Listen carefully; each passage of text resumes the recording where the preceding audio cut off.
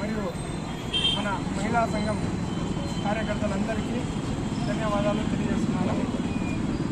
78 ఏళ్ల మన దేశ స్వాతంత్రంలో ఆడపిల్లలకు రక్షణ లేకుండా పోయింది.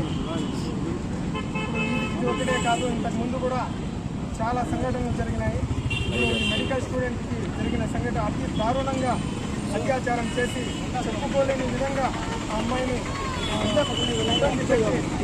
చేయడం అనేది చాలా బాధాకరమైన విషయము.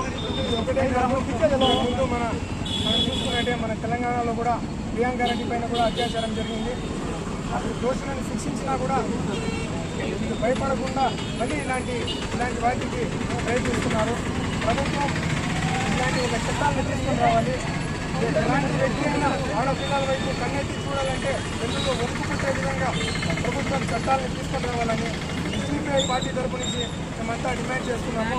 వెంటనే ఈ అమ్మాయి విషయంలో వెంటనే దోషులకి వెనకాల ఎవరున్నారో అందరినీ శిక్షించాలి, వెంటనే శిక్షించాలని నేను ఎస్టీపీ పార్టీ తరఫు నుంచి డిమాండ్ చేస్తున్నాము.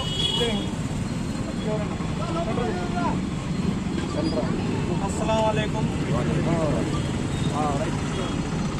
वालेकुम। हमें देखें तो इंडिया के अंदर 70-8 साल होगा आज़ादी को। आज़ादी आने के बाद भी हमारे माँ बहनों के ऊपर एक जुल्म ज़बरदस्ती आज तक रुका नहीं है। कैसा जुल्म ज़बरदस्ती का तो रोड में बच्ची जाता है तो डरना वैसा करते हैं, रोड में जाते हैं बच्ची घटी को क्या कहता हो कर बोलते हैं। वैसा आज हमारे इंडिया के अंदर 70-8 साल हो भी